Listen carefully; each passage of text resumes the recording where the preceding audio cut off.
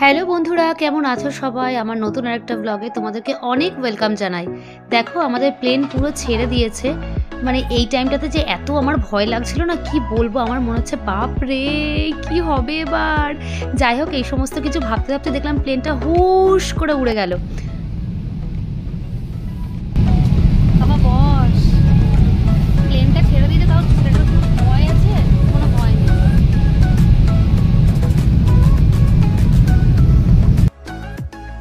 সত্যি কথা বলতে কি, এর আগে যে একেবারেই প্লেনে চাপিনি বা উঠিনি সেটা কিন্তু নয়, উঠেছি, কিন্তু এর আগে যখনই ফ্লাইটে গেছি তখনই বেশিরভাগ টাইম আমার রাতেই ছিল, কিন্তু দিনের বেলায় এই প্রথম। আর দেখো পুরো মেঘের মধ্যে দিয়ে না মনে হচ্ছে আমরা যাচ্ছি, আর আমার পাশে পুরো না সাদা সাদা পিঠা তুলোগুলো না মনে হচ্ছে যেন ভাসছিল, এত আনন্দ লাগছিল। আমিও না তখন মনে হচ্ছিল আমার বয়সটা না পুরো ডোডোর মতনই ছোট্ট হয়ে গেছে, কি ভালো লাগছিল। আর কিছুক্ষণ প্লেন চলার পরই দেখলাম এয়ার হোস্টেসরা এসে ডোডোকে একটা ব্যাগ দিয়ে গেল, মানে যাদের কাছে ছোট বেবি আছে তাদেরকে এই ব্যাগগুলো দিচ্ছিল। ব্যাগগুলো ভীষণই সুন্দর, তুমি একটা মানে ঘুরতে যাওয়ার জন্য ছোটোখাটো একটা জিনিসপত্র বাচ্চাদের নিতেই পারো, এর মধ্যে কোনো অসুবিধা কিছু নেই। মানে একটা জামা কাপড়, একটা ওয়াটার বটল, একটা টিফিন বক্সের মধ্যে আরামসে এঁটে যাবে। তারপরে যাই হোক, কী করবো, সময় কাটছিল না, তাই আমি একটা সিনেমা চালিয়ে নিয়ে বসেছিলাম। আর তখন একটা গান হচ্ছিল, তাই আমি বেশ একটা আলাদা মেজাজে ছিলাম, দারুণ লাগছিল আমার তখন। আর তখন আমার বড়ই ভিডিওটা করছিল যে তুমি এত আনন্দ করছো প্লেনের মধ্যে, আমি একটুখানি ভিডিও করে নিই। যাই হোক, দেখো সবাই কি সুন্দর, সবাই মানে তখন টিভি দেখছিল, কারণ দেখো একটা 5 ঘন্টা 5.5 ঘন্টা জার্নিটা কিন্তু কম নয়, বিশেষ করে এই প্লেনের মধ্যে। ট্রেনের জার্নিটা আলাদা, প্লেনের জার্নিটা আলাদা, কারণ প্লেনে বদ্ধ জায়গা, সব কিছুই কেমন যেন একটা আটকানো আটকানো ব্যাপার। তাই যাই হোক, সিনেমাটা দেখতে পাচ্ছিলাম বলে একটু মনে মনে একটু আনন্দ হচ্ছিলাম, একটু নেচেও নিচ্ছিলাম। তারপরে চলে আসলো মিল, আর এটা ছিল হচ্ছে চাইল্ড মিল, বাচ্চাদের জন্য। কিন্তু আফসোসের ব্যাপার একটাই, ডোডো 2-1টা জিনিস মাত্র খেয়েছে, সবগুলো খায়নি, কারণ আমার ছেলেটা তো ভালো জিনিস খেতেই জানে না, ও তো শুধুমাত্র চিপস চকলেট এগুলো পেলেই মনে হয় খুশি হয়। যাই হোক, এই দেখো লেখাও আছে এখানে চাইল্ড মিল। এত সুন্দর টেস্টি খাবারগুলো ছিল, আর সবই ছিল হেলদি ফুড, খুবই সুন্দর ছিল খাবারগুলো। তারপরে চলে আসলো হচ্ছে আমাদের খাবার। এই দেখো কত রকমের খাবার দাবার এখানে দিয়েছে, দেখো।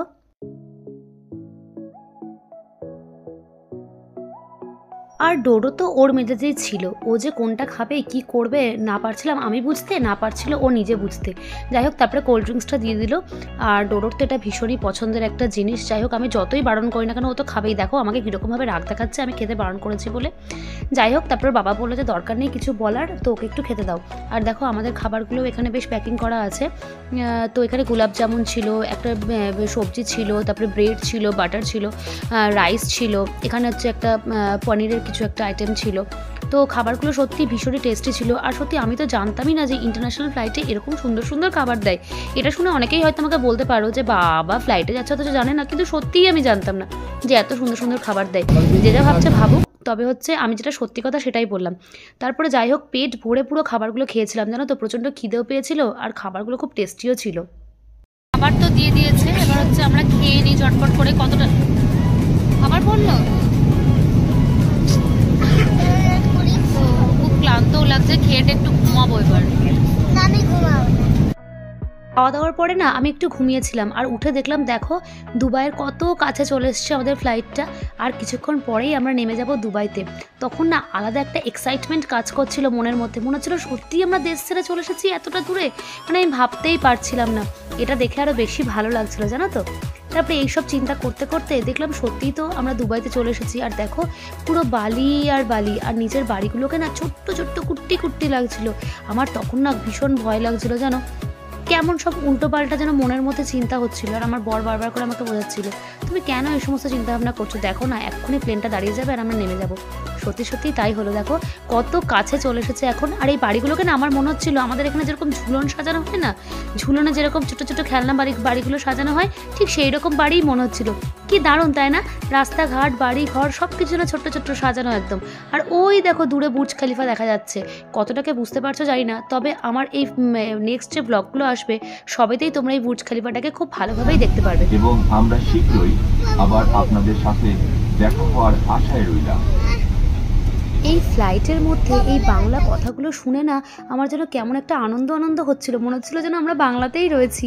যাই হোক, তারপরে আমরা তো ধরো ইকোনমি ক্লাসের মানুষ, এই বিজনেস ক্লাসের মধ্যে দিয়ে যাওয়ার সময় এটা একটু ভিডিও করে নিলাম। এত সুন্দর লাগছিল না জায়গাগুলো, পুরো এত সুন্দর দেখতে না, কি বলবো আর কি।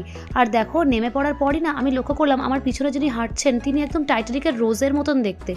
তো তোমরা কে কে আমার সঙ্গে একমত আমাকে একটু কমেন্ট করে জানিও তো। ওনার সঙ্গে আমি 2-1টা ফটোও তুলে নিয়েছিলাম। যাই হোক, দুবাইতে নামার পরে আমার তো পুরো এয়ারপোর্ট থেকে মাথা ঘুরে গেছে। আমি তো ভাবছিলাম এটা এয়ারপোর্ট নাকি রাজপ্রাসাদ। বাপরে বাপ, এত সুন্দর জায়গা আমি দেখিনি, সত্যি বলছি। দেখো কি সুন্দর না, পুরো মনে হচ্ছে না 5 স্টার 7 স্টার হোটেল। যাই হোক, তো দুবাইতে তো আমরা পৌঁছে গেছি, তো সকলকে জানাই ওয়েলকাম টু দুবাই। আর দেখো এরপরে নেক্সট আসতে চলেছে আবার দুবাইয়ের সমস্ত ব্লগগুলো, আর খুব সুন্দর সুন্দর ব্লগ আসতে চলেছে, খুব সুন্দর সুন্দর জায়গা আমি তোমাদেরকে দেখাবো, খুব সুন্দর সুন্দর সুন্দর ব্লগ তোমাদের জন্য আমি রেডি করব। তো তার জন্য আমার সঙ্গে থাকতে হবে, আমাকে অনেকটা ভালোবাসা দিতে হবে, আমাকে একটু সাপোর্ট করতে হবে। তোমাদের সাপোর্টের কিন্তু আমার প্রচুর দরকার। আর দেখো তারপরে দেখলাম কি, ও বাবা এখানে তো আবার জলও পড়ছে। বাবা, এয়ারপোর্টে আবার এত কিছুও হয়, সত্যি এখানে না আসলে আমি বুঝতেই পারতাম না। তারপরেই আমাদেরকে চলে যেতে হলো ইমিগ্রেশনের লাইনে বহুক্ষণ দাঁড়িয়ে থাকার পরে আমাদের ইমিগ্রেশন হলো, কারণ প্রচুর ভিড়ভাট্টা ছিল। যাই হোক, তো দেখে নাও দুবাই এয়ারপোর্টটা কি সুন্দর। আবার আমি তোমাদেরকে লাস্টে যেদিনকে ফিরবো না, সেদিনকে ভালোভাবে দেখিয়ে দেবো। তো চলো, আমরা তো দুবাই এসেই গেছি। তো তোমাদের আমাদের এই প্লেনের জার্নিটা কেমন লাগলো অবশ্যই কমেন্ট করে জানিও। আর আমাদের সঙ্গে এতক্ষণ থাকার জন্য অনেক ধন্যবাদ। আজ তবে আসি, দেখা হচ্ছে নেক্সট ব্লগে।